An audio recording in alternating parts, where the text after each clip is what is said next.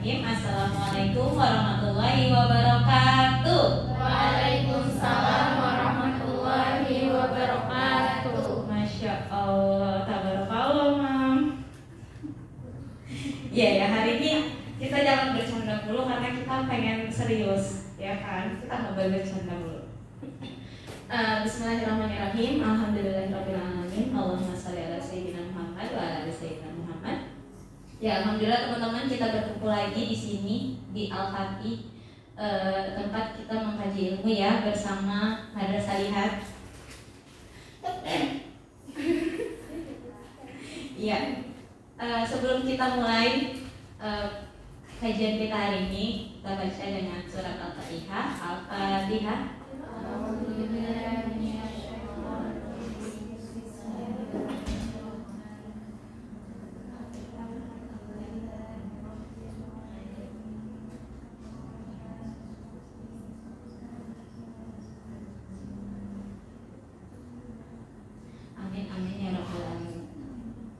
Ya teman-teman, hari ini udah pada tahu kan tema kajiannya tentang apa? Pasti udah pada tahu. Apa tema kajiannya? Hari ini kita akan ngomongin tentang Unlock Baitul Maqdis ya. Untuk mempercepat acara asik, kita akan dengarkan terlebih dahulu bacaan Al-Quran dari Ukti Nidia. Kepada Ukti Nidia dipersilakan.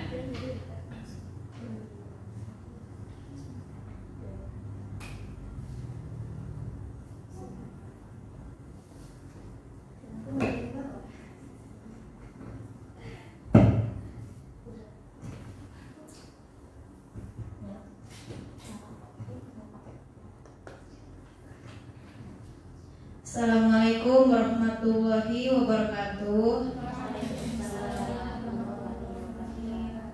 Teman-teman, saya akan membaca tilawah Al-Quran Surah Al-Imran ayat 169 sampai 170. Bagi teman-teman yang di HP-nya ada aplikasi Al-Quran atau membawa mushaf Al-Quran, kita bisa buka dan kita bisa baca bareng-bareng. 169 sampai 170 ya.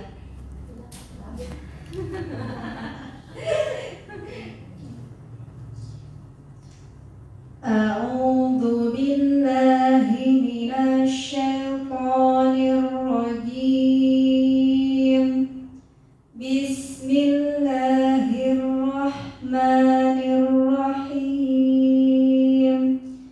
Wala tahsabanna qutilu fi sabilillahi amwata bal ahya'un 'inda rabbihim yurzaqun farihina bima atahumullahu min fadlihi wa ويستبشرون بالذين لم يلحقوا بهم من خلفهم ألا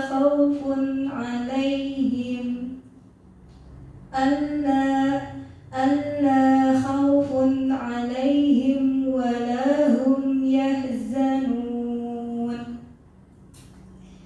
yang artinya, dan jangan sekali-sekali kamu mengira bahwa orang-orang yang gugur di jalan Allah itu mati. Sebenarnya mereka itu hidup seraya mendapat rezeki di sisi Tuhannya. Mereka bergembira dengan karunia yang diberikan Allah kepadanya dan bergirang hati terhadap orang yang masih tinggal di belakang yang belum menyusul mereka, bahwa tidak ada rasa takut pada mereka dan mereka tidak bersedih hati. Shadaqallahul azim.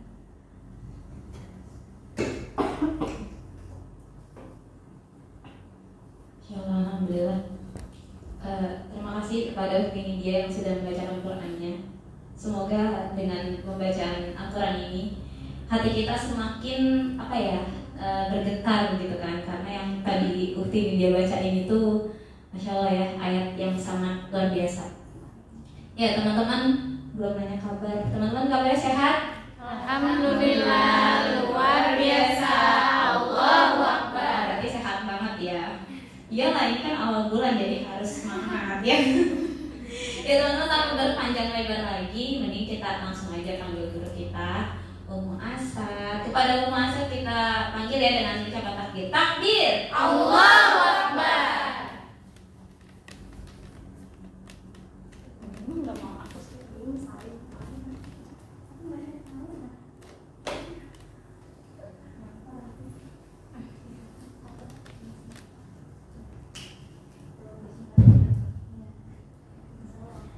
Bismillahirrahmanirrahim. Assalamualaikum Umi.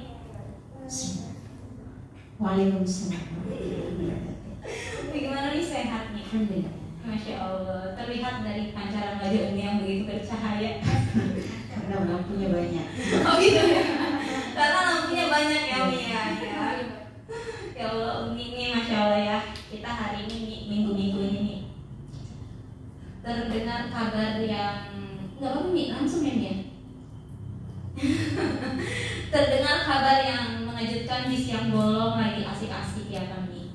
Sosok di mana pemimpin yang dicintai oleh umat Islam seluruh dunia yang menggerakkan pergerakan perlawanan yang bahkan tidak pernah tunduk, tidak pernah berkhianat nih, itu dikabarkan syahid, meninggal dunia. Aduh Mi, itu gimana tuh Mi? Beliau kan apa ya, sosok yang pejuang yang disegani lawan ya kan, ditakuti juga sama lawan ya kan, bahkan dicintai sama rakyatnya. Nah itu gimana tuh?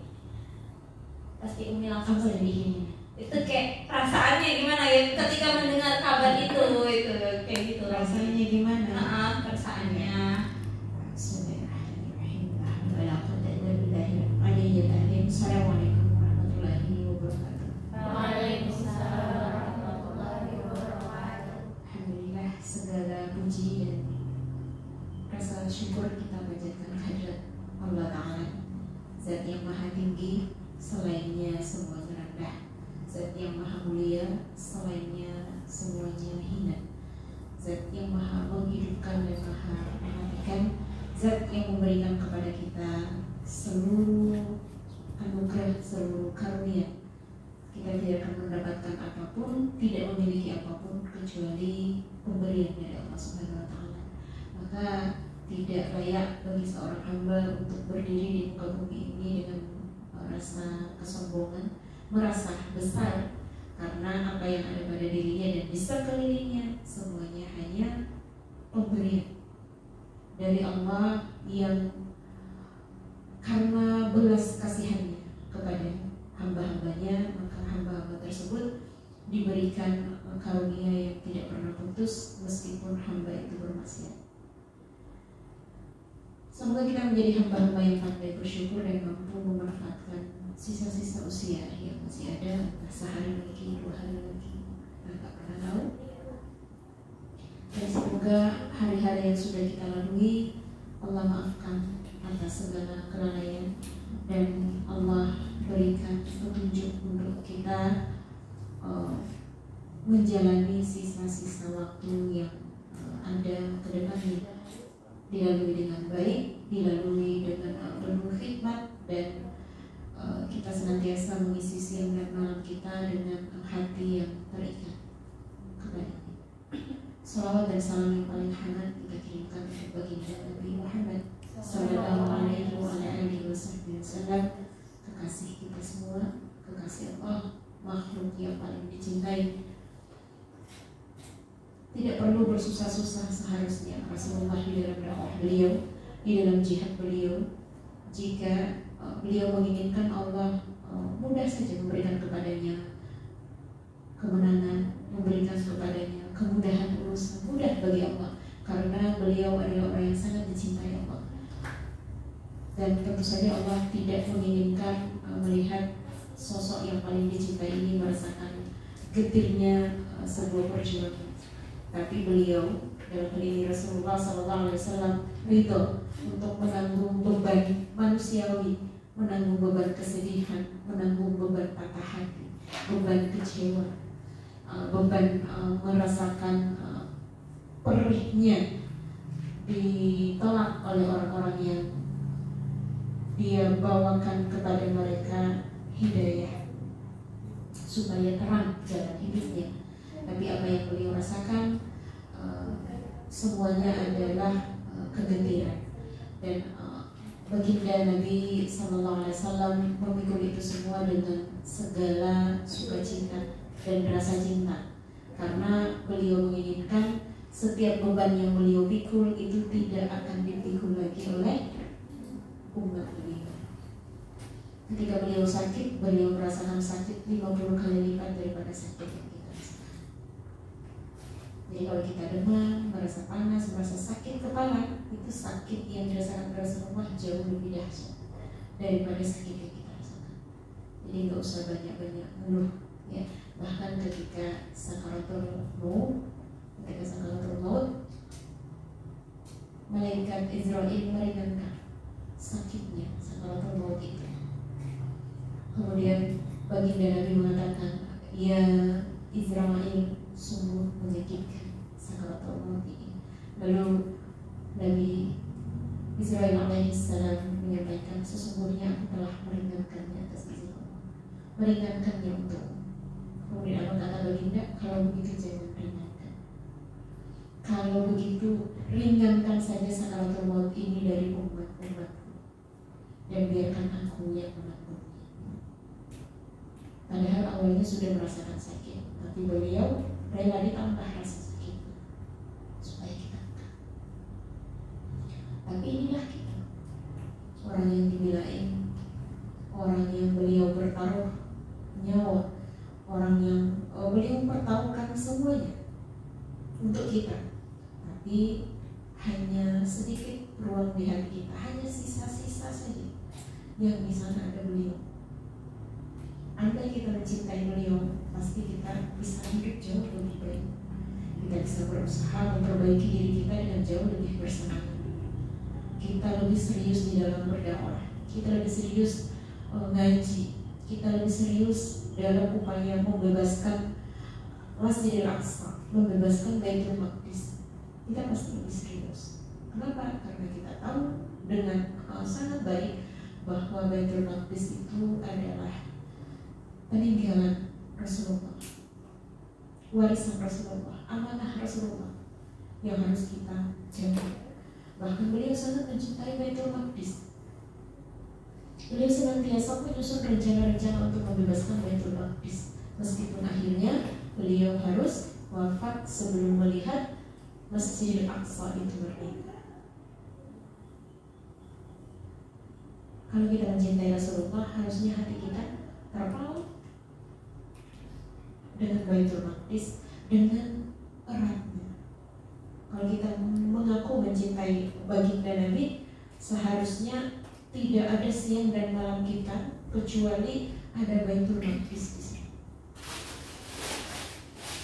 Tapi kita lihat kaum muslimin sekarang hanya sedikit yang hatinya terpaut dengan Baitul Maqdis.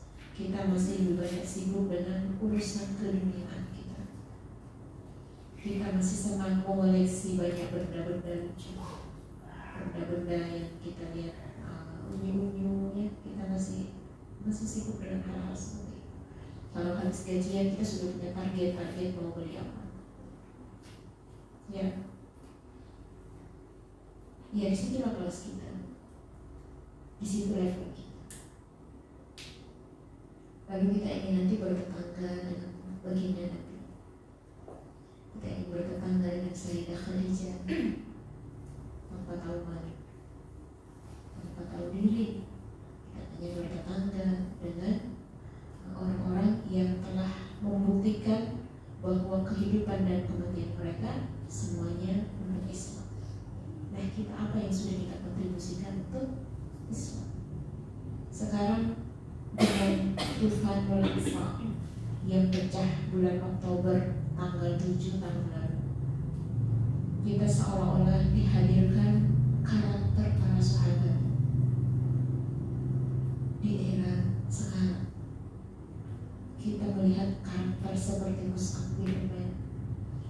mereka yang parlente, kaya raya, kemudian melepaskan semua kehidupan mereka, lalu bersama-sama di medan jihad, hidup di bawah terowongan yang satu ke terowongan yang lain. Tidak ada perempuan, tidak ada keluarga, tidak ada harta. Bahkan mereka berbuka puasa dan sahur dengan kurma sebiji untuk berpikir. Persis di masa para sahabat. Kita ya boleh puasa ya, makan aja. Mereka menyaksikan kematian demi kematian di depan mata mereka, satu persatu, ayahnya, ibunya, saudaranya, anak mereka. Persis di masa para sahabat ketika mereka menemani baginda Nabi dalam berdakwah dan berjihad. Seolah-olah kita bisa membayangkan sosok Hamzah ketika di medan perang hancur lebur, luluh lantak tubuhnya. Kita melihat di Gaza, ususnya terburai, kepalanya hilang, kaki-kakinya hilang, dan bahkan ada yang kepalanya doang yang dimasukin ke karung, ada yang lengannya doang. Persis. Dan sekarang kita tahu generasi yang mana yang itu pantas menemani Rasulullah. Absolutely not us. Jauh banget nih rasanya tuh. Bukan kita. Mereka nggak peduli lagi dengan apapun di dunia ini. Ya, kematian itu adalah sesuatu yang mereka sambut setiap hari. Kalau mereka nggak mati hari ini, mereka siap menyambutnya siang hari. Kalau siang hari masih selamat, mereka siap menyambutnya di malam hari. Dan begitu seterusnya. Sedangkan kita masih turun atau berpanjang angan-angan. Besok saya mau ini, besok saya mau itu. Seolah-olah kita tahu hidup kita masih panjang. Dunia telah menipu kita dan kita telah tertipu oleh dunia. Kita seperti ada di dua zaman yang berbeda dengan orang-orang Gaza, dengan orang-orang Palestina secara umum. Padahal kita ada di zaman yang sama, hanya beda tempat doang. Kok bisa? Bisa kita sejauh ini hati kita dari Islam? Bisa sekering ini spiritual kita dibanding dengan saudara-saudara kita di Gaza? Benar-benar kita melihat kehidupan para sahabat itu ada di sana. Para wanita-wanita yang begitu tegar, para ibu. Ada seorang ibu yang mengucapkan hamdalah berkali-kali, memuji Allah luar biasa, karena akhirnya seluruh anaknya 4 semuanya telah syahid. 1 syahid, alhamdulillah. Yang kedua syahid, yang ketiga persis Nusaybah binti Ka'ab radhiyallahu anha. Luar biasa. Palestina dan Gaza itu benar-benar tempat yang terpilih. Dan ketika Nabi mengatakan di sana ada Taifah Mansurah, ada sekelompok orang-orang yang nanti tidak pernah berhenti di dalam membela Islam, dan Allah tidak pernah berhenti untuk menolong mereka. Kalau kita yang ada di Gaza, mungkin meninggalnya kita karena serangan jantung, bukan karena perang. Luar biasa. Karena ketika kita melihat kehidupan mereka, tegarnya mereka, penyerahan mereka kepada Allah Ta'ala, membuat kita itu speechless. Ini manusia loh, malaikat sih sebenarnya. Apa yang mampu membuat dia itu seperti itu? Dahsyat. Kita semakin banyak kita mendalami karakter-karakter orang di sana, akan semakin membuat jiwa kita itu terpanggil untuk berkontribusi pada pembelaan Baitul Maqdis. Kita di Indonesia masih sibuk dengan boikot apa enggak, manfaat enggak sih boikot? Ngaruh enggak sih? Dan sekarang kita lihat gerai-gerai yang kita boikot itu semakin ramai saja.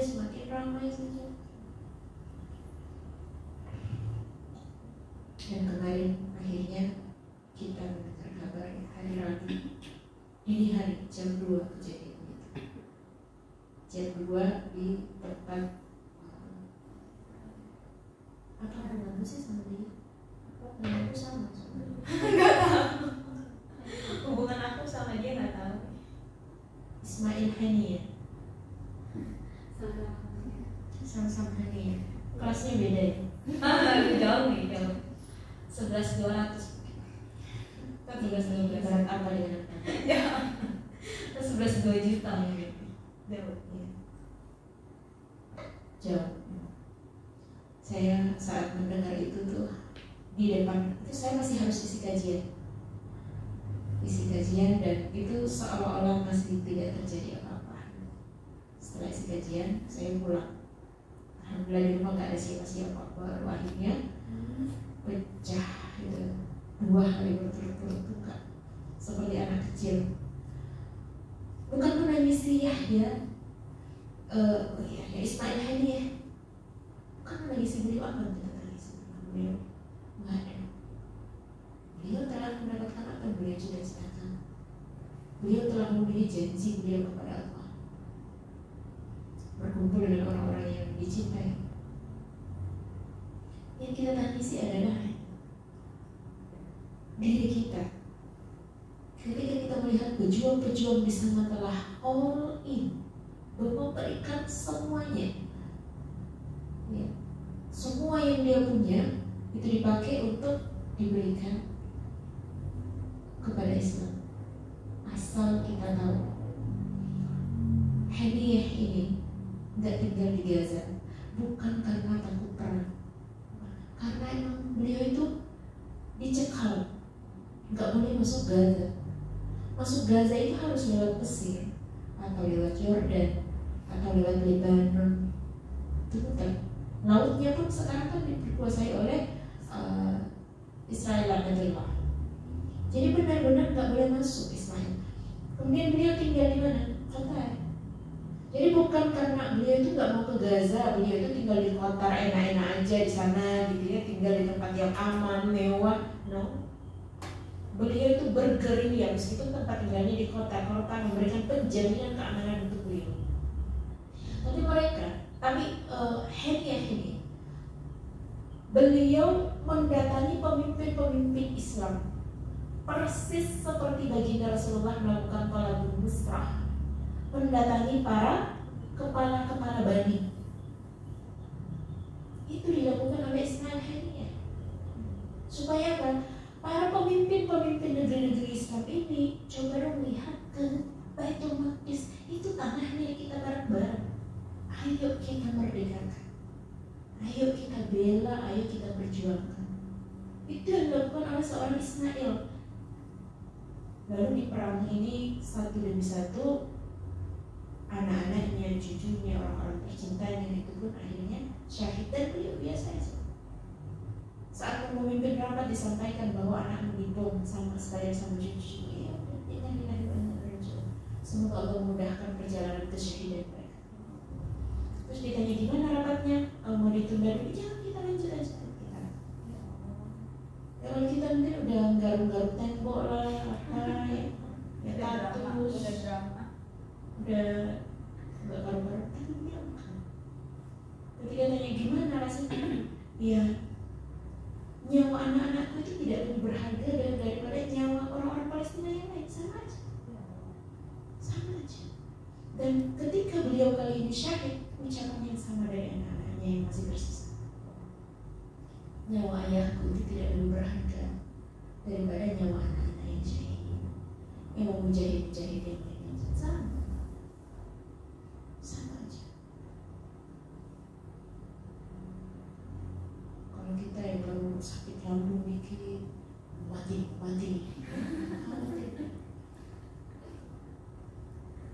Buru-buru cari obat ke IGD, berat. Kenapa begitu? Karena hati kita masih penuh dengan dunia. Dunia itu berat banget bagi kita, berat banget. Belajarlah dari seorang Rabi'atul Adawiyah yang sama sekali tidak menjadikan dunia itu berarti bagi dia. Kalau ditanya kenapa waktu dengar gimana, ya sama, pasti kaget. Cuma kekagetan itu kemudian langsung dikembalikan bahwa ya di sana itu memang kematian sedekat itu. Sedekat itu. Kalau ditanya apakah kita sedih, sedih karena di dunia ini berkurang satu lagi orang yang luar biasa, ya itu ya. Ya tapi kalau sedih untuk beliaunya, apa ya kita yang prihatin, lebih banyak ke situ sih. Ya, sambil berdoa semoga Ismail yang lain itu segera bermuncul, dan semoga anak saya semua bisa menyusul, memiliki mental dan loyalitas seperti itu. Tidak gitu. Semoga kita bisa lebih baik gitu, enggak Lebih baik, enggak jauh-jauh banget gitu nih. Semoga levelnya kita. berarti harus level up ya. Iya, level up betul. Iya, sebenarnya kan nih kan ketika satu komandan gugur itu nih ada kayak perasaan kayak gini. Waduh, ini komandannya gugur, terus nanti gimana nih kelanjutan perjuangannya?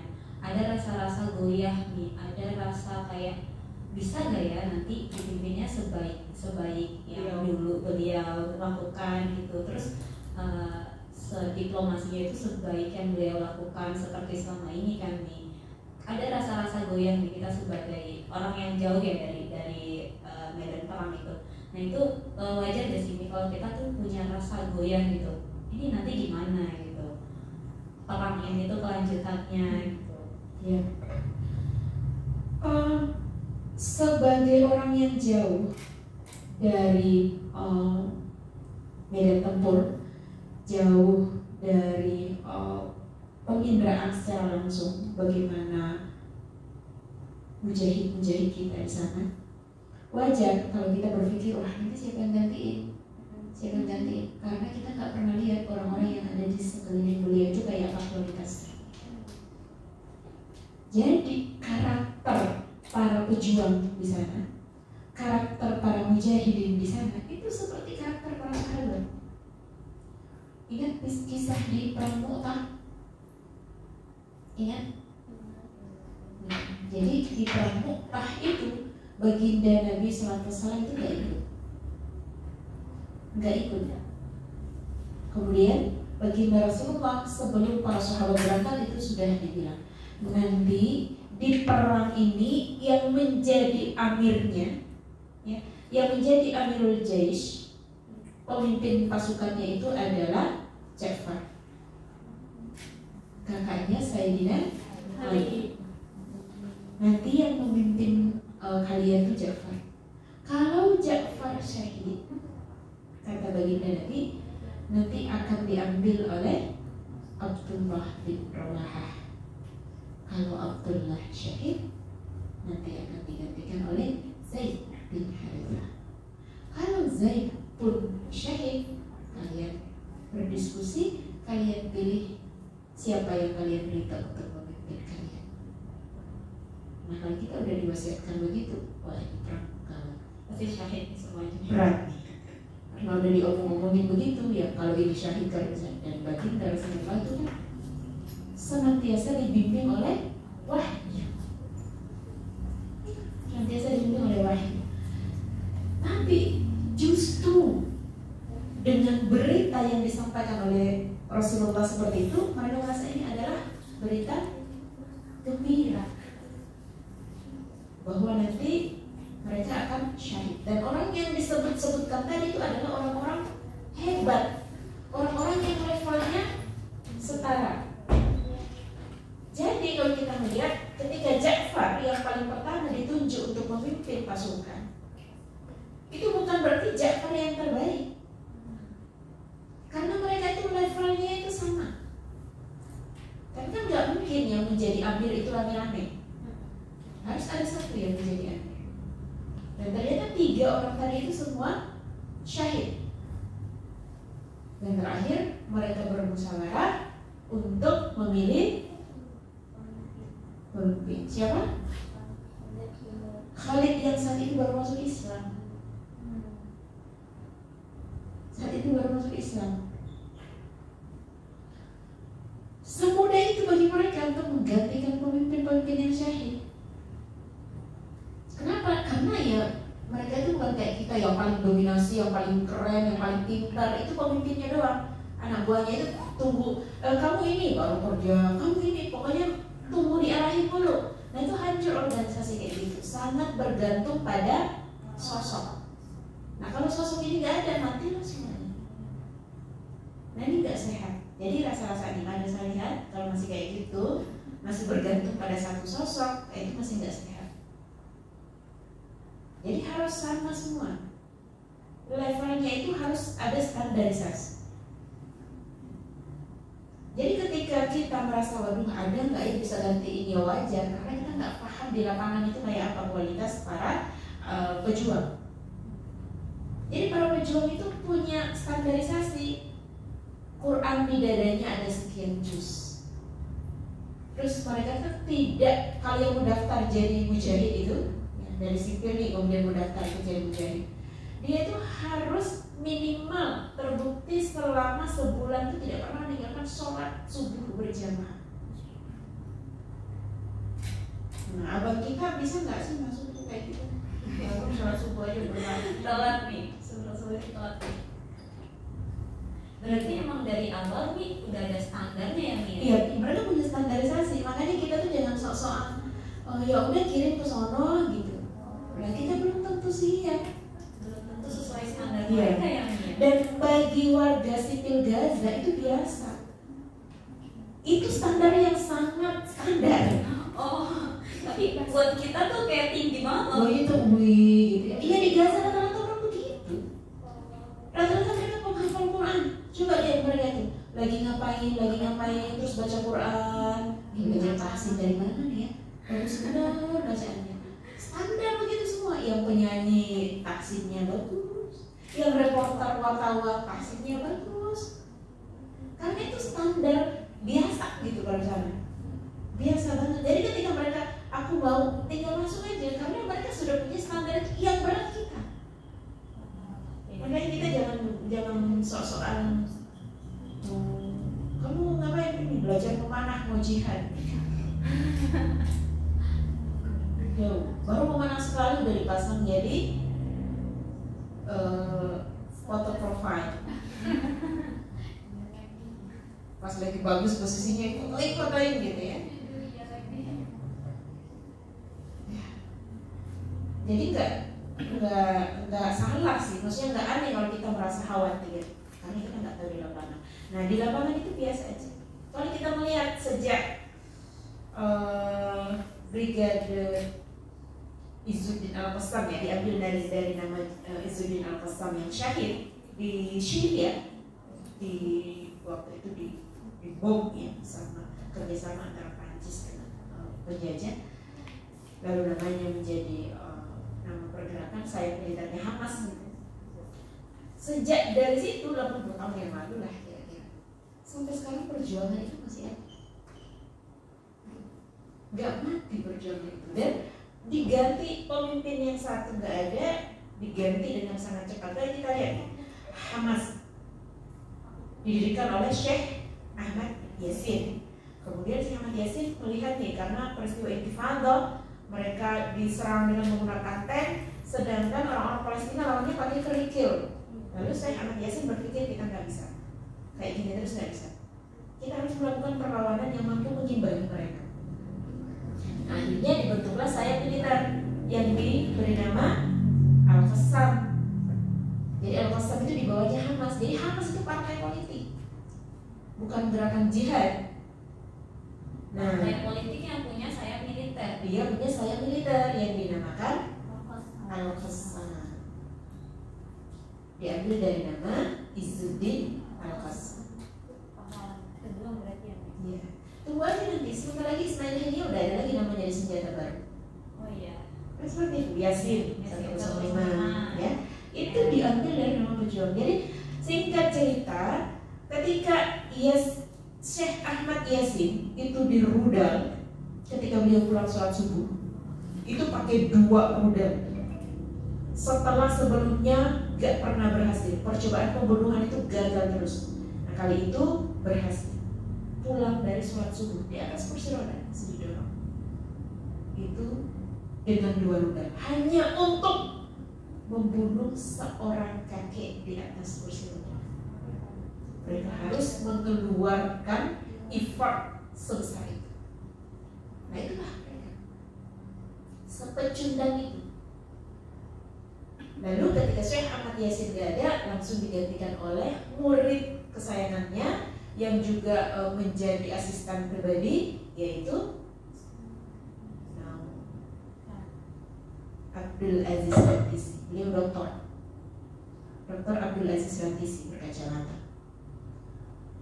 Bulan Maret Syekh Ahmad Yasin syahid, bulan Aprilnya syahid pula Abdul Aziz Rantisi. Hanya 1 bulan. Dan itu langsung digantikan lagi dengan orang yang memiliki kualitas yang tidak kalah dengan pendahulu mereka. Mudah bagi mereka. Tapi kalau kita lihat Ismail Hani yang aktif sejak dari mahasiswa, ya, dia aktif di pergerakan dan sebelum mahasiswa, ketika masih di sekolah menengah, itu beliau sudah banyak belajar tentang pergerakan, melayani para ulama-ulama mujahid, dan beliau sejak belia itu sudah hafal Al-Quran. Dan di sana itu sesuatu yang normal seperti itu, sangat-sangat biasa. Jadi kita nggak usah bingung ya, nggak khawatir. Iya, kaderisasi itu berjalan dengan sangat baik karena mentalnya itu sudah tadi terstandarisasi. Nah itulah mereka. Kenapa baginda Rasulullah SAW menyampaikan barometer kaum muslimin itu ada di Syam? Karena memang mereka pantas dijadikan barometer. Ya, dijadikan tolak ukur kualitas keimanan kita. Kalau Syam itu baik, maka muslim di seluruh dunia itu baik.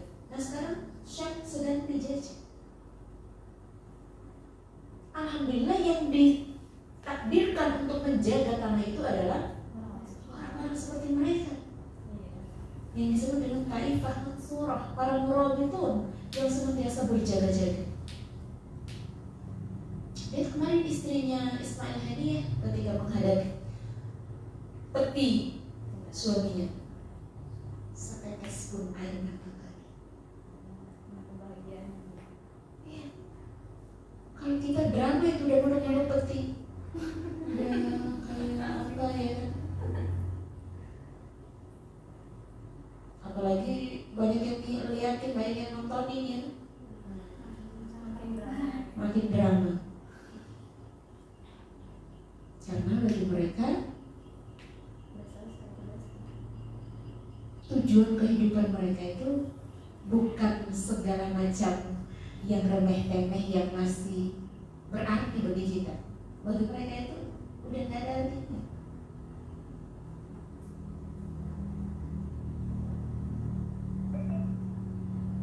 Jadi tenang aja, insya Allah setelah ini sudah ada 2 kandidat ya. 2 kandidat yang sudah disiapkan untuk menggantikan Komandan Ismail. Yang mereka ini juga tidak kalah pentingnya. Sebelumnya kan wakilnya Komandan Ismail ini yang meninggal, Syekh Ar-Rori. Dia wakil Biro Politik Hamas. Sedangkan ketua umumnya Ismail Haniyah. Ismail Haniyah sebelumnya memegang Hamas di Gaza. Tapi beliau terpilih jadi ketua umum Hamas yang menggantikan ketua sebelumnya. Maka yang di Gaza itu kemudian diamanahi kepada Yahya Sinwar. Yahya Sinwar. Enggak. Musuh lebih mengenal mereka daripada kita. Iya. Masalah Ismail Haniyah pun baru kita tahu karena FOMO. Apa sih kurang benar nih Ismail Haniyah ya? Baru dicari. Oh, ternyata dia lahirnya di pengungsian ya. Ternyata dia dibesarnya di Askelon, Al-Asqalan. Oh, ternyata dia di tempat di lorong-lorong begini ya tempatnya dulu itu. Baru dikepoin. Seru kita nggak kenal seorang Ismail Haniyeh yang di hatinya, di kepalanya itu isinya apa? Pembebasan Baitul Maqdis, pembebasan Baitul Maqdis. Kita nggak kenal. Kita lebih kenal personil boyband itu. Agak klub sih itu nih. Ketika Umi bilang kayak musuh lebih mengenal mereka daripada kita tuh kayak ya Allah kita selama ini kenalin siapa ternyata nih. Aku sih bukan kita. Jadi musuh itu lebih mengenal pejuang-pejuang kita dengan baik. Iya. Bahkan mereka tahu di mana bersembunyi, dengan siapa dia berkomunikasi.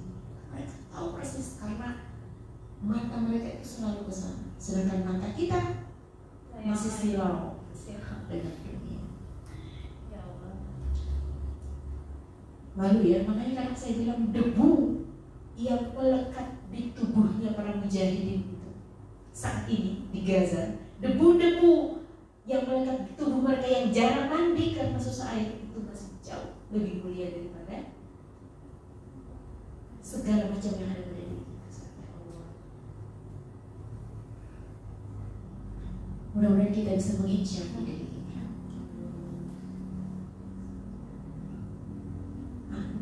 Pulang kita. Udah? Belum. Bisa pulang. Emang ngantuk? Enggak, gimana mungkin ngantuk. Kita kan lagi ngomongin ini nih Ismail Haniyeh yang dibilang ternyata kita ketika dia meninggal kita baru kepo gitu kan.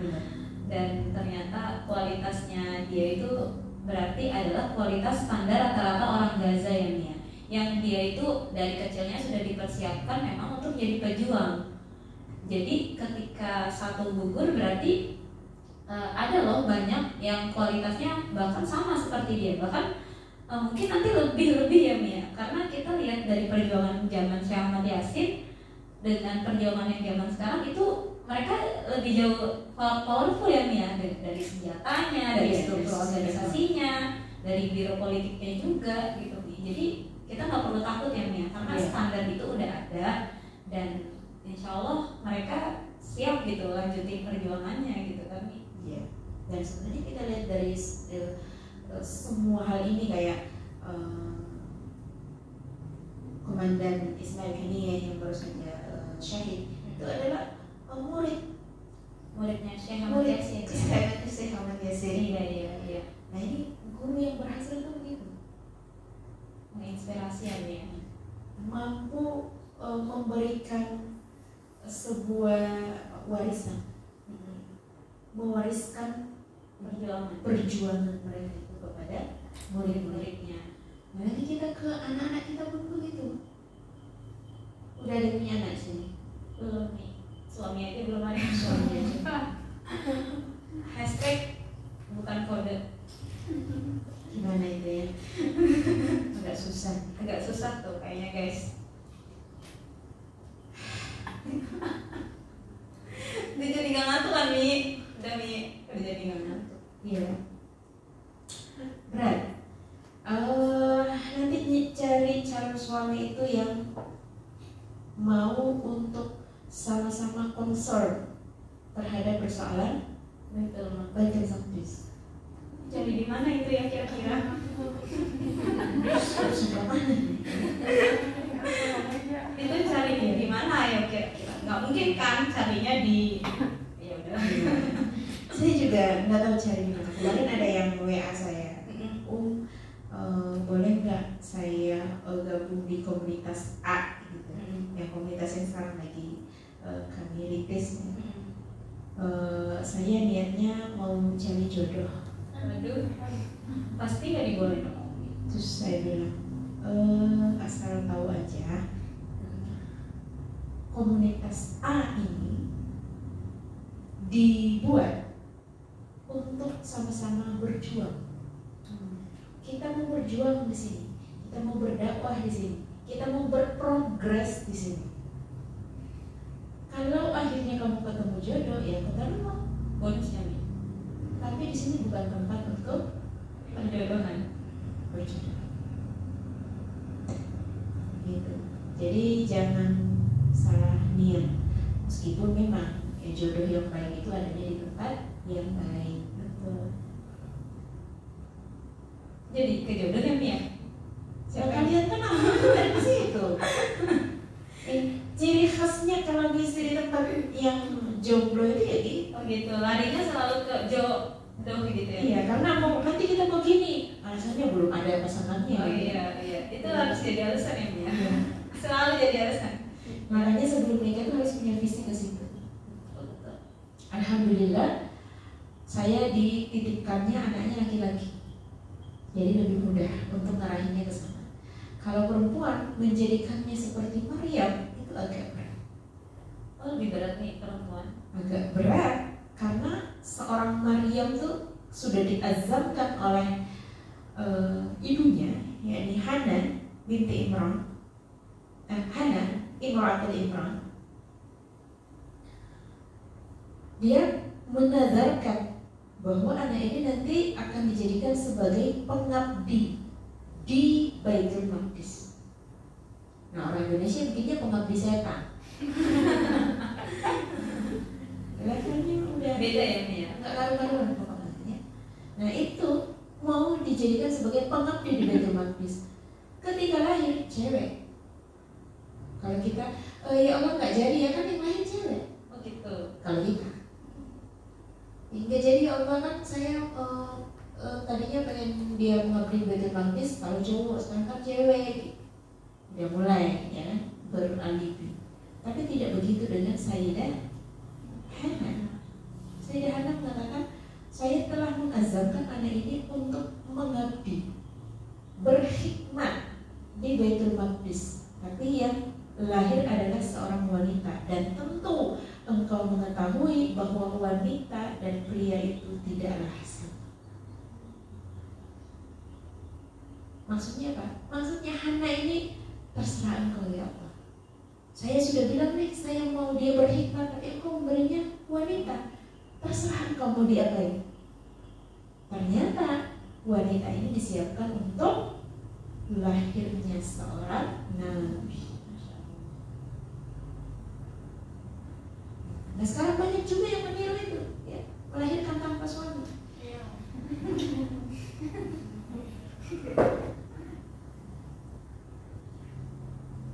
Makanya sekarang ini fokus kita sudah bukan zamannya lagi, kita fokus ke diri sendiri. Aku ini generasi sandwich, berat beban aku nih. Ditambah harus mikirin Baitul Maqdis. Ditambah, ya wajar dong kalau aku tuh gak bisa fokus Baitul Maqdis gitu. Iya. Aku nih kejepit Di antara roti-roti dan sayur mayur. iya. Aku ini generasi strawberry. Ya Rabbi. Kemarin saya ngobrol sekitar kurang lebih sejam lah, ngobrol tentang ini sama Ustazah Aisyah Farid. Tahu? Ustazah Aisyah Farid BSA. Ya, itu kemarin saya ada meeting sama beliau di Jakarta Timur. Kita membahas tentang anak muda nih. Gimana? Jadi anak muda ini ternyata tanpa dia sadari mereka melakukan justifikasi atas kelemahan dirinya dengan istilah-istilah tadi. Justifikasi berarti mereka melabelin diri mereka dong. Jadi memaklumi diri mereka. Oh iya, aku kan tadi aku generasi sandwich. Aku ini emang berat beban aku. Di satu sisi aku ini. Aku tuh butuh healing. Aku tuh butuh lama-lama hilang deh. Karena bahaya yang menjustifikasi kalau jadi generasi sandwich, nanti sandwich beneran ya? Awalnya Tidak jadi ya kalau hasil diskusi kita kemarin itu kita menyimpulkan bahwa anak muda ini memiliki potensi yang dahsyat. Tapi potensi itu dikebiri oleh hidden hand.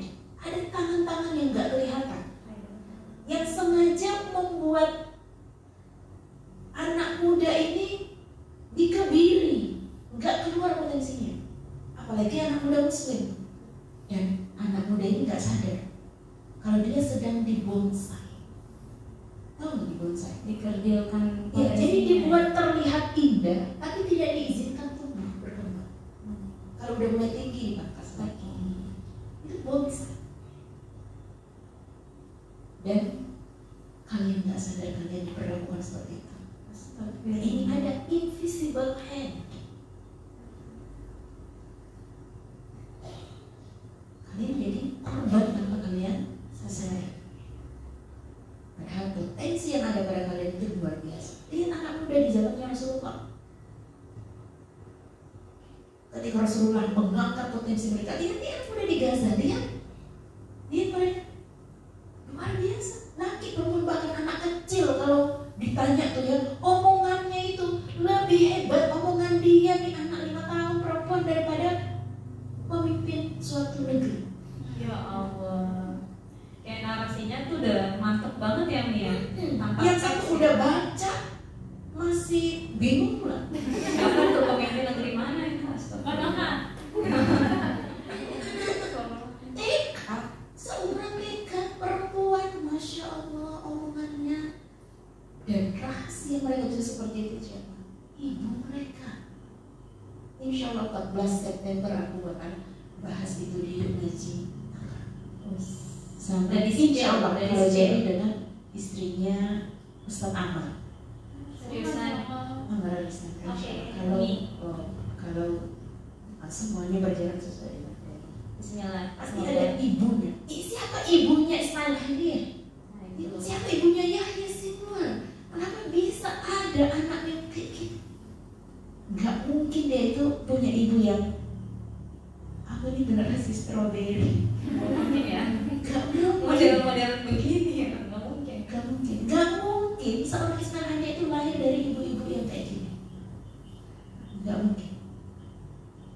Ya baru digibahin temannya sedikit udah patah hati, hancur hidupnya. Dia taktus di mana-mana ya. Ya Allah. Udah pasang fotonya dari belakang, pakai instrumen yang sedih. Janganlah engkau sandarkan urusanmu kepada manusia karena nanti engkau akan kecewa. Jadi bukan mental yang receh kayak gitu ya. Nggak ada urusannya sama kayak gitu. Nggak ada. Mental. Jadi bangun mental kita itu sebagaimana mental orang-orang yang dicintai oleh Rasulullah. Tidak ada sejarah yang kita lihat orang-orang yang menjadi generasi andalan yang mentalnya itu main blade, enggak. Tadi pagi saat sarapan sama anakku kita bahas tentang Al-Khwarizmi. Betapa dahsyatnya seorang Al-Khwarizmi menemukan angka 0. Angka 0. Kemudian sama dia saya nanya, tapi kenapa di buku-buku sejarah itu bukan Al-Khwarizmi yang disebutkan, tapi selalu orang kafir lagi gitu. Nah, ini juga salah satu contoh cara untuk membuat kita itu nggak pede. Nggak pede dengan agama kita, bahwa agama kita itu melahirkan generasi-generasi yang luar biasa. Al-Khwarizmi ketika menemukan angka 0, beliau berkata begini, kalau kalian itu punya iman yang kuat, maka kalian itu adalah angka 1. Kalau kalian bisa punya ilmu A misalnya, maka akan ditambah 0, nilai kalian 10. Kalian punya ilmu A lagi, kalian ditambah lagi 0 lagi, 100. Begitu seterusnya, semakin banyak ilmu yang kita miliki, nilai kita akan semakin tinggi. Tapi ketika kita hanya punya ilmu tapi nggak punya keimanan kepada Allah, 1 itu dihilangkan, kita hanya akan menjadi 0 besar, kata Al-Khwarizmi. Orang zaman itu mereka tidak hanya menemukan angka 0 sebagai algoritma matematika, tapi mereka bisa membawa itu pada tauhidnya. Itu yang membedakan generasi kita dan generasi dulu. Kalau generasi dulu, temuan-temuan mereka itu memperkuat keimanannya kepada Allah. Kalau sekarang, temuan mereka justru menjauhkan mereka dari Allah, karena mereka kagum dengan hasil temuannya, lupa dengan siapa yang menciptakan apa yang ditemukan. Itu. Dari angka 0 aja ya Mi ya, bisa Ya Allah, segitunya. Kan cuma angka 0 ya, mau menyempurnakan angka 9 jadi 10 tuh kayak langsung relate ya Mi ya. Kalau nggak ada satunya berarti nilai kalian tuh 0 aja gitu. Insya Allah. Itu dahsyat. Jadi nggak kebanyakan hahau-hahau ya. Nah, sekarang udahlah, kita tuh udah saatnya level up hidup kita, diri kita ya. Lihat di kamar kita masih banyak kan boneka ini, boneka itu. Udahlah, bukan kayak gitu lagi gitu. Ya. Wah, AC udah kurang panas, udah stres gitu. Udah enggak masanya lagi. Sekarang masa-masa perjuangan. Sekarang masa-masa kritis.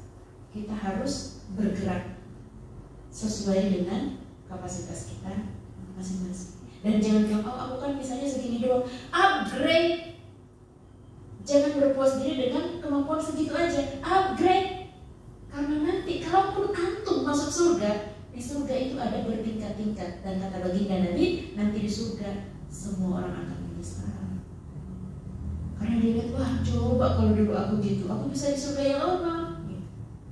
Semua menyesal. Karena kenikmatan di sana ada grade-nya, tergantung dengan amal kita masing-masing. Siapa yang lelah di dalam beribadah, dalam berjuang untuk tetap taat kepada Allah, mempersembahkan yang terbaik, ya dia juga akan mendapatkan yang terbaik. Karena Allah itu maha adil dalam membalas. Jadi kalau kayak gini nih, ada madrasah lihat misalnya, ada yang merasa kok aku lagi, nggak usah kayak gitu. Karena Allah itu tidak mungkin salah dalam menghitung apa yang sudah kita ikhtiarkan. Ya udah, kalau yang lain nggak mau kerja, aku lagi aja. Kan pahalanya bukan dia yang ambil dari kita. Udah gitu sih, nggak usah makan hati. Udah kalau nggak mau kerja nggak usah gabung, ya nggak usah. Kesel. Iya, nanti kita capek juga, pahalanya nggak dapet. Sama dengan emak-emak yang anaknya rempong, ngomel ngomongnya nggak dapat pahala dan capek. Kan sama aja ada orang ibu, anaknya numpain air, atau anaknya, misalnya kemarin yang saya bahas di ngaji itu kemarin sore, misalnya satu orang nih, anaknya lapar, aku lapar, bentar dulu. Mama juga baru masak, wah aduh, ngoceh panjang. Udah biarin aja sih aku ngomel, aku kan punya kosakata yang sangat banyak, 20 ribuan sekian gitu yang harus aku keluarkan. Udah biarin aku ngomel, kalau enggak nanti kepalaku sakit. Ada ibu yang sakit, aku lapar. Masya Allah. Kamu tahu nggak sih, lapar itu adalah salah satu tanda kebesaran Allah. Beda banget. Ini sama-sama ngomong, ya, sama-sama ngomong. Yang satu nggak pakai urat, alusan nih. Bahas dong Mi. Itu tanda kebesaran Allah. Bayangkan kalau Allah tidak memberikan kepada kita rasa lapar, tahu-tahu kita kolaps. Lapar itu adalah kode bahwa tubuh kita butuh tambahan energi biar kita nggak binasa. Masya Allah, sabar ya, ini lagi siapin makanannya. Sabar ya, nanti kita makan. Sama-sama ngomong, sama-sama hadis tuh 20 ribu kosakata. Yang satunya capek, nggak dapat pahala pula, dan anaknya juga menjadi rusak karena dia. Nanti kalau anaknya susah dibilangin, dia bilang soalnya itu tetangganya ini, begini, dia udah terpengaruh sama tetangganya. Lah bukan, ente yang merusak anaknya sendiri. Itu kan rating lagi. Ya balik lagi. Iya, balik lagi Mi. Ini jadi bahasannya memang panjang Mi ya. Jadi kemana-mana. Berkaitan dengan semua. Berkaitan sih Mi sebenarnya kan yang terkait. Ini kan kayak ini momentum ya Mi, sebenarnya momentum untuk kaum muslim di dunia itu kayak harus sadar gitu betapa pentingnya perjuangan dalam membebaskan Baitul Maqdis ini.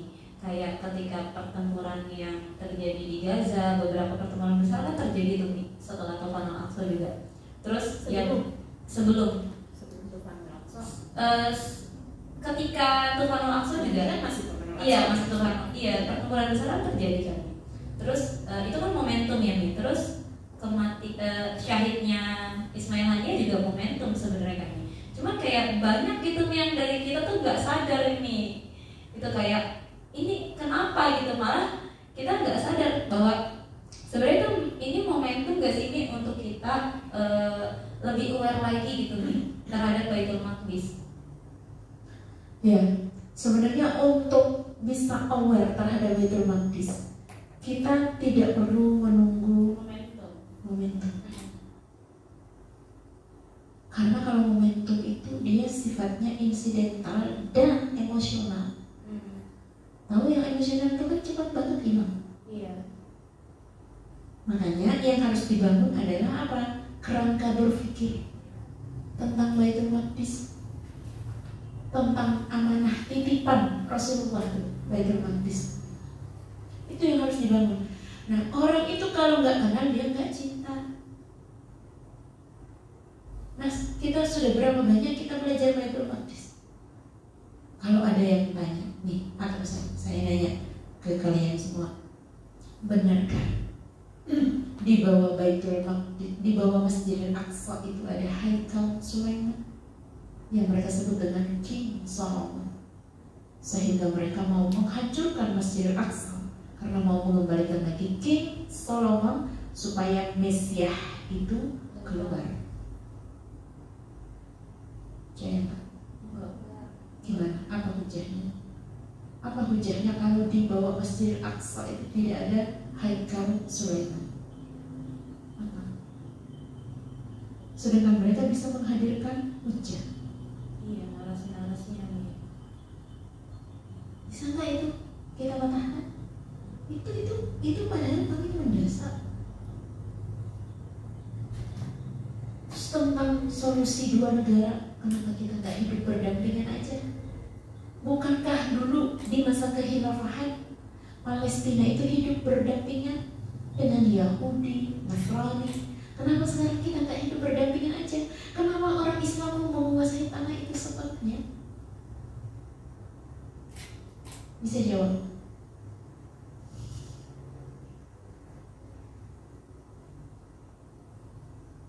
Susah. Bahkan ketika kita diminta menjelaskan tentang efek boykot, ya kita mau boykot, tapi kita tidak mampu menjelaskan dengan baik runutannya. Kenapa kita mesti memboykot? Berat. Apalagi mau ditanya dari Nabi siapa sih awalnya tuh Masjidil Aqsa tuh, hak siapa sih sebenarnya Masjidil Aqsa tuh? Ya, bukankah nabi-nabinya orang Yahudi juga di situ? Ya kan, malah lebih banyak nabi yang dari situ. Dan mereka dari kalangan Bani Israel. Tidakkah itu menjadikan mereka lebih berhak atas tanah itu? Sebagaimana dengan the promised land, tanah yang sudah dijanjikan untuk mereka. Sedangkan di dalam Al-Quran kita tidak mendapatkan ada tanah terjanji untuk kita secara tertulis. Bisa kita berikan hujah itu?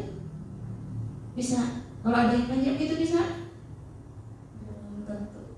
Sulit. Kenapa? Kita belum mengilmui Baitul Maqdis dengan serius. Tuh. Karena kita sudah mengilmui Baitul Maqdis dengan serius, Allah melihat itu sebagai upaya yang kita lakukan dengan sungguh-sungguh untuk pembebasan Baitul Maqdis. Meskipun akhirnya kita harus wafat sebelum BN itu merdeka. Makanya pas meninggalnya Ismail ini, saya merasa ya mungkin Ismail seperti Rasulullah belum diberikan rezeki untuk melihat buah dari Ya. Sedangkan nggak dimatiin ya nih. Ya, di sebelah saya. Ini baterai saya Bismillah. ada juga. Masa sih? Senggol. Nabila nih biasa. Bismillah. Ini habis juga di baterainya. Bismillah. Iya gitu. Sampai mana tadi? Sampai senggol. hadiah. Sudah banyak hadiah. Sebenarnya tidak Buahnya. buah dari perjuangan. perjuangan. Terus kemarin saya titip pesan sama pihak pondok, tolong titip pesan buat Mas Hasan. Kalau Ismail Hilya sudah syahid, kalau pendekar mata satu, jagoan, beliau adalah komandan brigade Saraya Al-Quds di Tulkarem juga sudah syahid. Itu kesayangan Mas Hasan. Tolong sampaikan Mas Hasan sama kata hati. Mungkin nanti di masanya Mas Hasan kemenangan itu akan diraih, meskipun mungkin nanti Mas Hasan tidak bisa menikmati buah dari kemenangan itu. Minta Mas Hasan untuk giat belajar, mempersiapkan dirinya supaya bisa dipilih oleh Allah. Saya pengennya anak saya itu dipilih sebagai pembebas Baitul Maqdis dan tidak diganti dengan generasi yang lain. Karena Allah ketika melihat ada generasi yang tidak pantas, mudah bagi Allah menggantikan mereka dengan generasi yang lebih pantas. Dan saya sudah rindu kalau akhirnya anak saya itu kesana dan jangan. Itu saya rindu banget. Rindu seridho-ridhonya. Jangankan berjihad, saya harapkan dia nanti pergi belajar yang jauh, yang sampai dia nanya, Umi kalau nanti Umi meninggal gimana, pas pulang nggak usah. Sebelum kamu nyampe pada apa yang kamu cari, jangan pulang, karena pulangmu tidak berubah. Jadi anak laki-laki saya itu ya benar-benar saya menahan hati saya supaya nggak posesif ke mereka. Saya sebagai seorang ibu pasti punya naluri ke sana, dan itu saya tahan. Jangan posesif, jangan merasa memiliki mereka. Jadi nanti anak saya ya harus pergi, karena saya nggak bisa mengajar mereka lebih dari sekarang. Saya sangat-sangat fakir dalam hal ilmu. Jadi mereka harus pergi dan nyari ilmu yang banyak. Mungkin masih kecil saya masih bisa mengajar apa yang ada pada saya. Setelah ini ketika mereka sudah ambil semuanya, mau nggak mau mereka harus cari yang bisa memberikan mereka lagi ilmu yang lebih. Dan sekarang misi mereka adalah Baitul Maqdis. Jadi yang dikhawatirkan anak saya ketika mondok itu apa? Nggak bisa mengupdate berita perjuangan. Nanti gimana nih? Mama tahunya dari mana? Sejauh mana perjuangan ini udah sampai mana, itu gimana caranya? Aku tanya lah sama Ustaznya. Karena mereka di rumah memang saya nggak kasih handphone kecuali 30 menit dalam seminggu. Jadi hanya sekali hari Jumat, dan itu 30 menit. Tapi kalau untuk berita-berita Palestina itu kita berdiskusi guys. Kalau ada kayak tayangan segitiga merah, yang paling depan itu pasti saya kasih dia. Ini masih luar biasa. Koalisi Israel Amerika tidak mampu mengalahkan kelompok kecil. Ya tidak hanya Hamas, alhamdulillah di perang kali ini faksi-faksi itu semua bergerak. Israel, kemudian Qassam, kemudian apa yang warna putih, ada jihad Islam juga, bahkan yang sosialis juga ikut gabung, ya, yang warna merah ikat kepalanya itu bukan Muslim, sosialis. Tapi ada yang di Gaza nih. Sosialis ada? Sosialis. Namanya aku lupa, tadi udah sebut. Itu kepalanya warna merah. Bulan sabit merah. No. Apa organisasi? Apa? Organisasi kesehatan. Oh iya ya. Organisasi kemanusiaan. Ada ya. Abu Ali Mustafa. Sosialis itu Iya. ada sih. muslim. Yang Nasrani ada, itu mereka lebih banyak di tepi barat. Ya. Di tepi barat juga itu kan di perang juga. Ya sebenarnya sudah seheboh seperti Gaza. Tepi barat sudah panas banget. Makanya sekarang deg-degan tuh orang Tel Aviv. Karena dekat ya. Tepi barat itu benar-benar samping-sampingan nyambung sama kota mereka. Kasihan sih. Maka mereka deg-degan. Mereka tidak siap membayangkan hancur-hancurnya bangunan. Mereka tidak siap. Kematian. Karena orang Gaza itu mencintai kesyahidan, kematian yang syahid, melebihi daripada mencintai kehidupan yang dipenuhi dengan kepalsuan. Sedangkan mereka mencintai kehidupan dan takut akan kematian. Jadi berbeda. Ya gitu. Masya Allah. Berarti perang juga ya Mia di tepi barat dan itu sama dahsyatnya seperti di Gaza. Perang juga di tepi barat. Berarti pejuang-pejuang itu bukan cuma ada di tepi Sekarang barat. Kosong sudah di tepi barat. Seriusan? Ya Allah. Kosong sudah meluas sampai tepi barat. Kemarin kan lebih banyak di Gaza ya, karena memang yang menguasai Hamas dan itu sayap militer Hamas.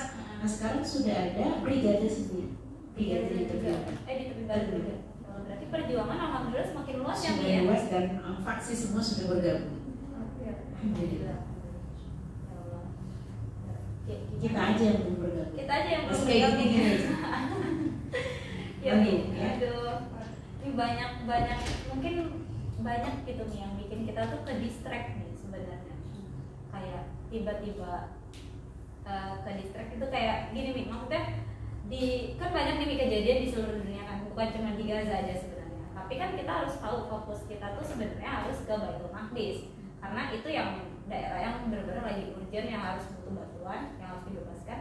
Tapi kayak orang-orang luar negeri itu kayak bikin sesuatu yang nggak penting, tapi dibuat jadi penting gitu, kayak misalnya contoh Olimpiade. Nah itu kan membuat kaum muslim semuanya tuh kayak ke distract ya Mia. Kayak kita nih mau fokus yang mana nih gitu. Kayak gufron aja. Kayak gufron. Jadi gufron itu utama gak sih? mengalihkan. Ya, gufron itu mengalihkan kita dari persoalan utama. Oh bukan. Iya kan? Sampai makalah-makalahnya itu disebut kemana-mana kan, dibuatin lagunya, dibuatin tulisan kitabnya, ke distract.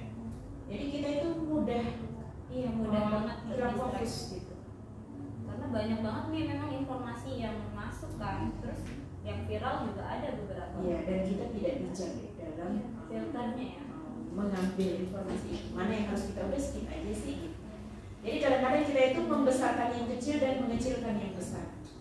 Itu masalahnya.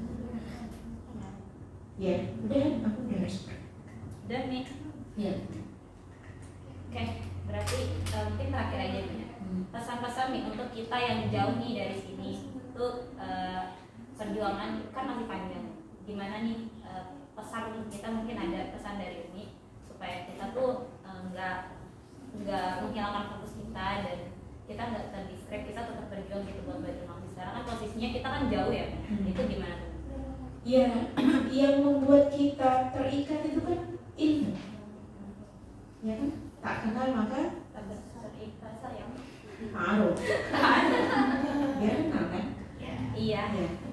Jadi kita ta'aruf itu saling kenal mengenal. Di ta'arufu gitu, ketika Allah menyampaikan aku menciptakan kalian syu'uban wa qabail ya, berbangsa-bangsa dan berkabilah-kabilah, di ta'arufu supaya kalian saling kenal mengenal.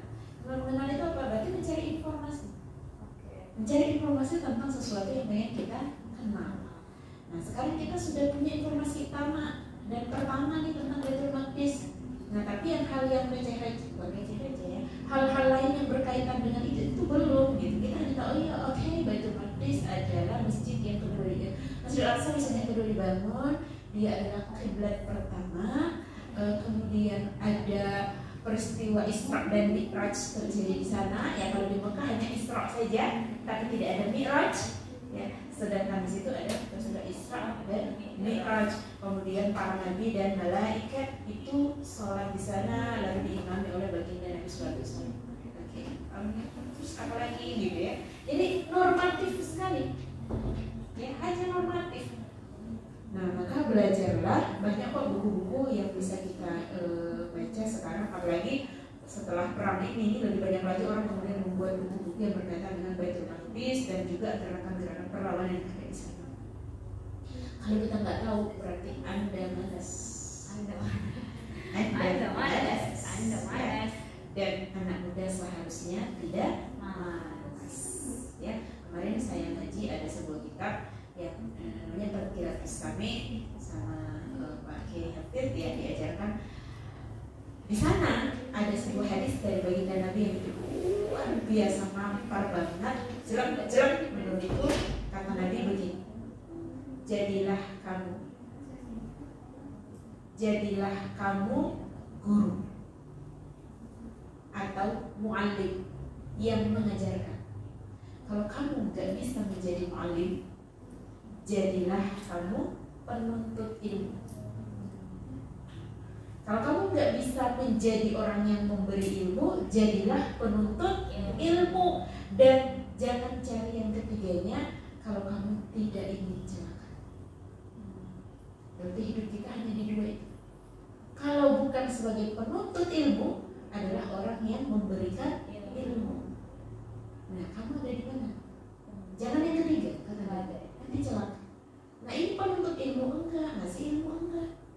Yang ketiga dong. Oh, boleh celaka dong. Jangan, ya, mumpung masih muda. Di dalam kitab itu dijelaskan ada seorang penuntut ilmu mengurangi makan, mengurangi datang ke tempat-tempat makan. Jangan banyak makan, mengurangi tidur. Bukan buat scrolling, tapi untuk belajar. Lalu berhenti bergaul dengan orang-orang yang tidak mendekatkan kita kepada Allah. Karena orang-orang itu nanti akan mencuri apa-apa yang baik yang ada pada diri kita. Mencuri itu maksudnya apa? Kita akan terpengaruh dengan mereka. Jangan banyak tertawa, akan mengeraskan hati. Yang banyak tertawa, bukan kita nggak boleh bahagia, bukan gitu ya. Rasulullah itu nggak terbahak-bahak. Ya, jadi jangan banyak tertawa. Tersebut boleh ya? Sedekah paling mudah dan murah. Ya, semoga Allah memberikan kelapangan jalan untuk kita semua. Saya nggak bisa menemani lama-lama, yang saya langsung pamit ya, nggak ikut berdoa, nggak ikut foto-foto ya.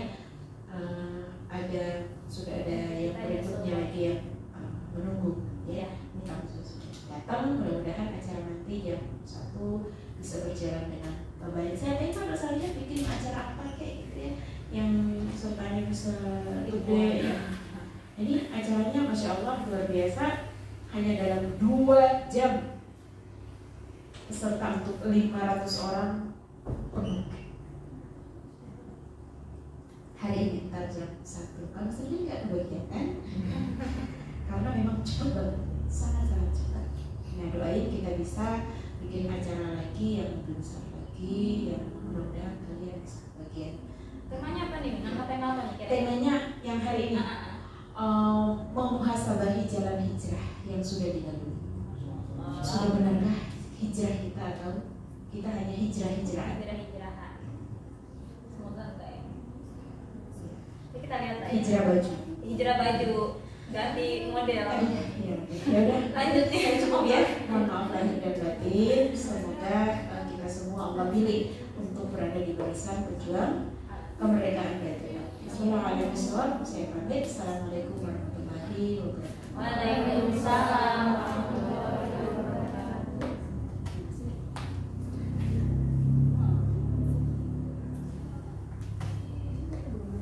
Iya, Mi. Baik. Masya Allah, terima kasih. Jazakallah khair kepada Umi. Umi ada acara teman-teman, jadi Umi selesainya lebih awal ya. Semoga tidak mengurangi keberkahan yang ilmu yang kita dapatkan. Ya, sebelum kajiannya ditutup, mungkin kita berdoa dulu kalian. Siapa yang mau baca doa? Kakak, siapa yang mau baca doa?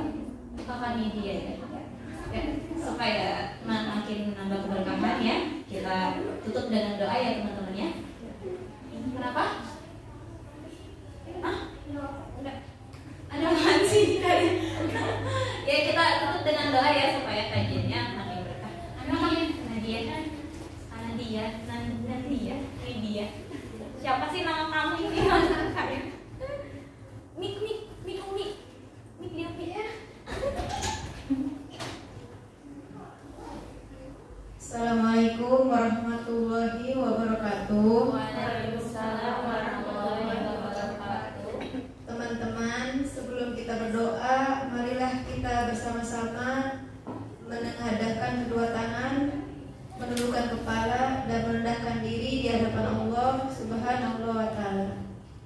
berharap Allah Subhanahu wa Ta'ala mengabulkan setiap doa-doa kita.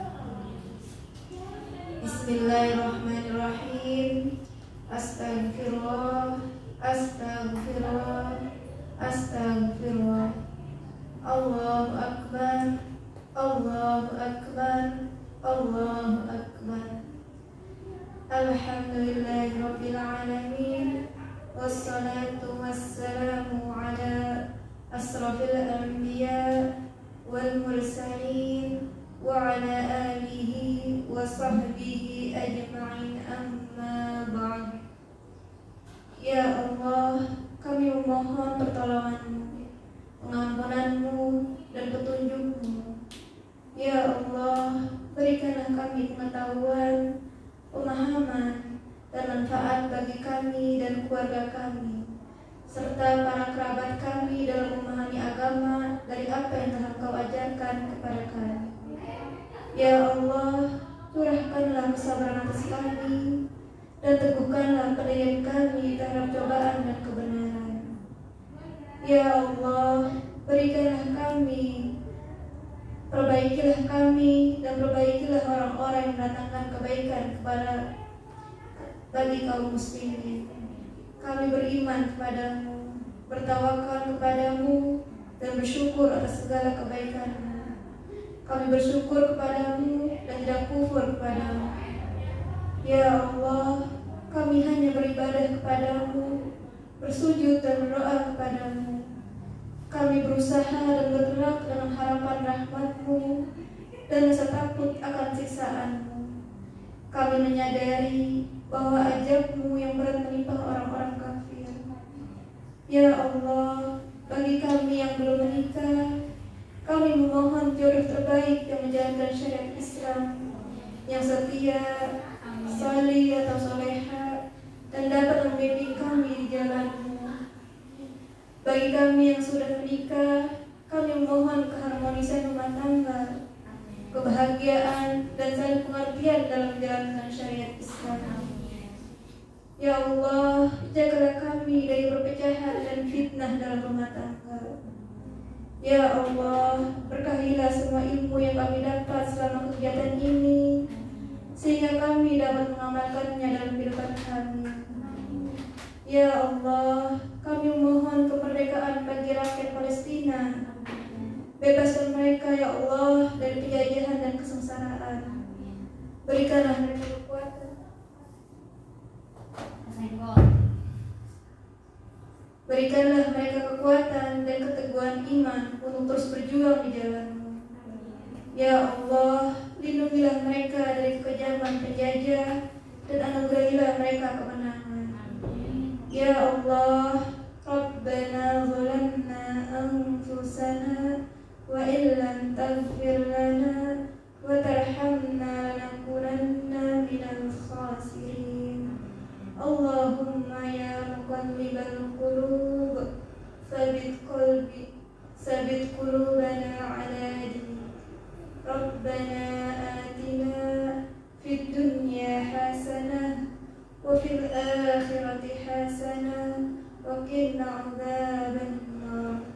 Subhana rabbika rabbil izzati amma yasifun. Wassalamu ala mursalin walhamdulillahi rabbil alamin. Wassalamualaikum warahmatullahi wabarakatuh. Waalaikumsalam. Ya, alhamdulillah teman-teman, kajian sudah selesai. Saya pamit undur diri. Semoga kita bisa ketemu lagi di kajian selanjutnya. Assalamualaikum warahmatullahi wabarakatuh. Ya, kita foto-foto dulu ya, foto bareng ya. Yuk kita